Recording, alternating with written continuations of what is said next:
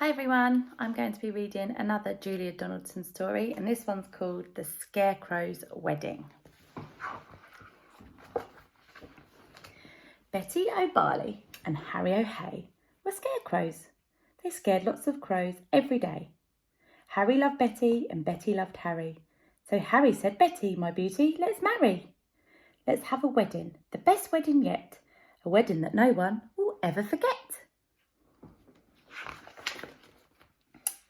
Betty agreed, so they hugged and they kissed. Then Betty said, "Harry dear, let's make a list." "Just as you say," answered Harry O'Hay. So they wrote down the things they would need on the day. A dress of white feathers, a necklace of shells, lots of pink flowers, 2 rings and some bells. Then Harry gave Betty O'Barley his arm, and the scarecrows set off on a hunt round the farm. They hadn't gone far when they spotted some geese. "Oh, geese, if you'll give us a feather apiece, you can come to our wedding, the best wedding yet, the wedding that no one will ever forget." "We will," honked the geese, and they each gave a feather. A spider friend offered to sew them together. "Hooray!" cried the scarecrows. They hugged and they kissed, and they hurried back home and crossed dress off of their list. Then Harry gave Betty O'Barley his arm, and they set off once more on a hunt round the farm. They hadn't gone far when some cows gathered round, and the bells round their necks made a wonderful sound. Ring-a-ding-ding, ring-a-ding-ding. "Oh, cows, will you please come and make your bells ring for our wonderful wedding, the best wedding yet, the wedding that no one will ever forget?"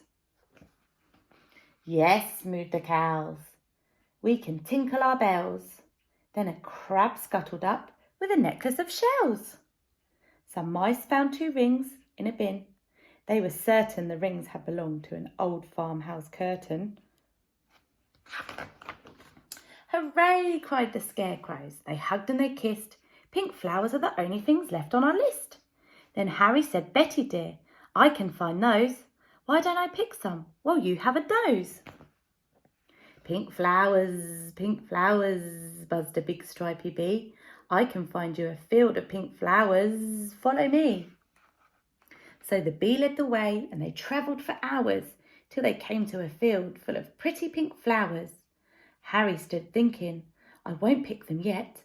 I'll need to find water to keep the stalks wet." "Just follow me," croaked a lumpy old toad.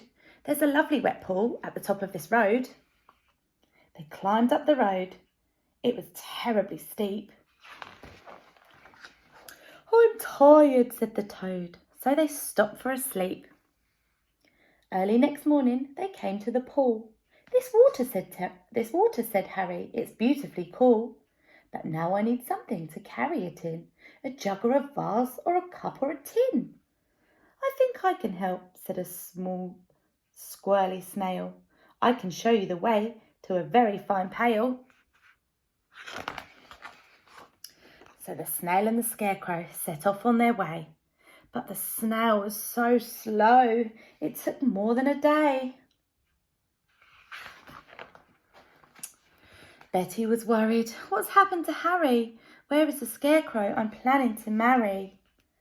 The farmer came by with a frown on his face, and he made a new scarecrow to take Harry's place.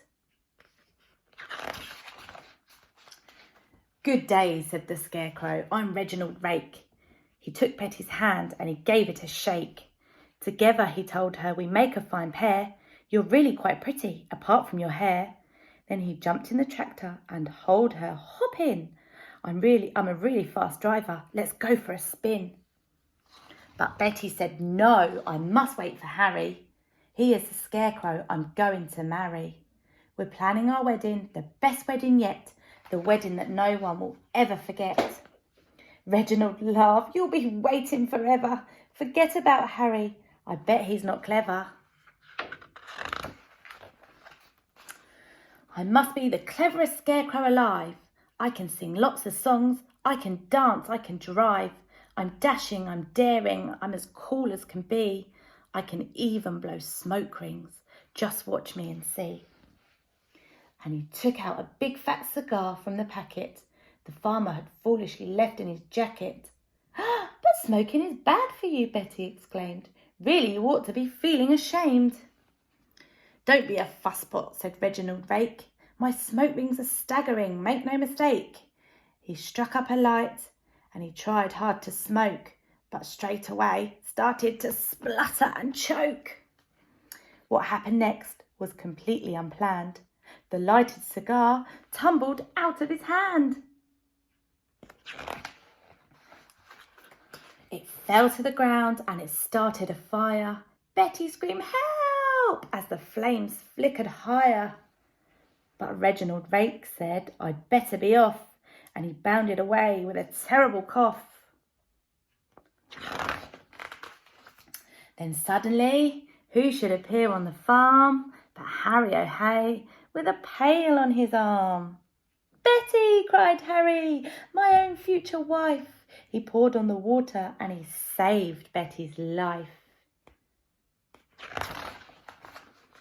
Then they picked up the flowers and they hugged and they kissed, and they said, "Now that's everything crossed off the list." So Betty O'Barley and Harry O'Hay wed one another the very next day, and everyone, even the snail who was late, said, "Don't they look happy and don't they look great?" This they agreed as they sprinkled confetti on Harry O'Hay and his beautiful Betty. Is the best wedding ever, the best wedding yet, the wedding that no one will ever forget. The end.